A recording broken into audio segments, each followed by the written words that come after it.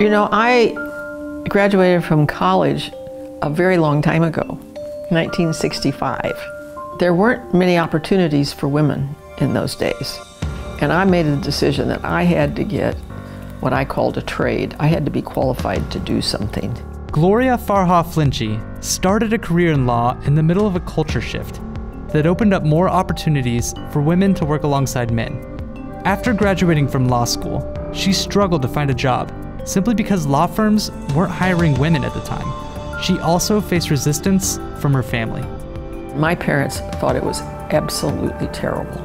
They were immigrants, very traditional people, and women just didn't do things like that. You stayed home and you took care of your children. So it was an interesting experience, but I survived it.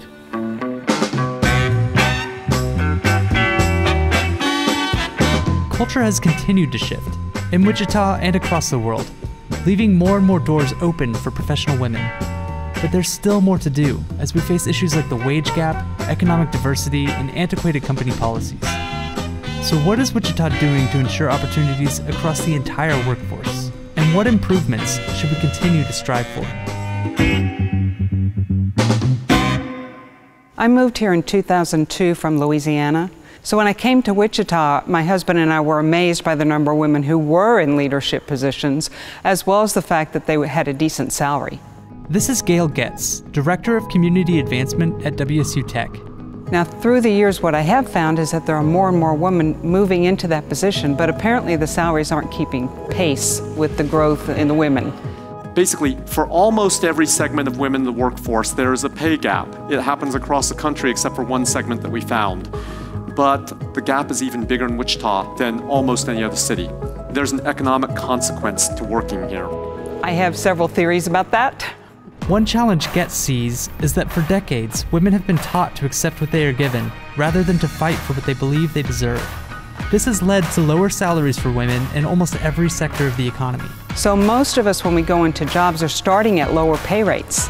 So in a day and age when a lot of our pay is based on a minimal raise each year or two, with a few performance bonuses here and there, we're going to come out behind because we started behind. The whole pay gap thing really goes back to the first time somebody's employed. It's really difficult to get that balance because you don't just walk in and say, well, I want to give you a raise and so that you are making as much as Harold over here. So next week you'll start making $12,000 more a year. It's really hard for an employer to do that. I think companies are really working at it now, but it historically been very difficult. Another challenge is Wichita's economic base, with the highest paying jobs being in traditionally male-dominated industries like manufacturing and engineering. I think to a large part the reason there are fewer women in leadership positions within advanced manufacturing and engineering is because there are fewer women that choose to study those fields. This is Tanya Sudduth. She's the general manager for Bombardier's Wichita site in the Learjet plant. I think it's important that we start at a very young age and we reach out to them and show them all the exciting things that these industries have to offer. According to a 2011 study by the U.S. Department of Commerce, women working in science, technology, engineering, and mathematics jobs experience less of a pay gap. Men still occupy 76% of those jobs, but that's changing. We are discovering here at WSU Tech that there are more and more women entering in that field because of two things. One, they're learning about the wages that you're capable of learning, and two, the stereotype has disappeared. It's now culturally acceptable for a woman to be a welder, for a woman to work in sheet metal, for a woman to work in aviation, on the line. That's now become something that we don't even think twice about. But what about women who don't necessarily want to work in STEM fields? How do we open up opportunities across our economy to compete against the cities already doing this? Mentorship, diversity, and negotiation are all things Wichitans need to be thinking about for inclusion across the economy.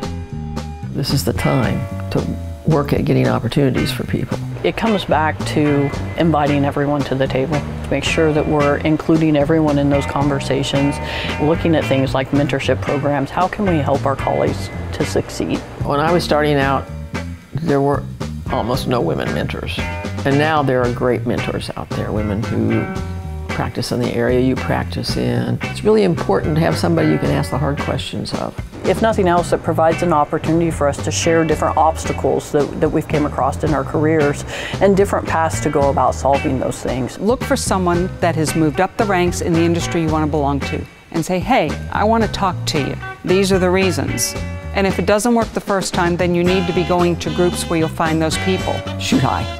Don't give in. Go for something big, because it's available. Teaching women to stand up for themselves is already happening. My daughter negotiated for 6 months before she thought, yeah, this will work. I know that when I took a job 10 years ago, 15 years ago, I didn't negotiate. I was grateful to get what I got. I would be more likely to do it today, but I think women my age are a little less comfortable. It is something that can be learned, but we need to accelerate it, and awareness would probably be the first thing. You know, these young women, I am so impressed with them. You know, you just really have to look broader. And women do now. We are encouraging women to look at all the different fields that are available and thank heavens.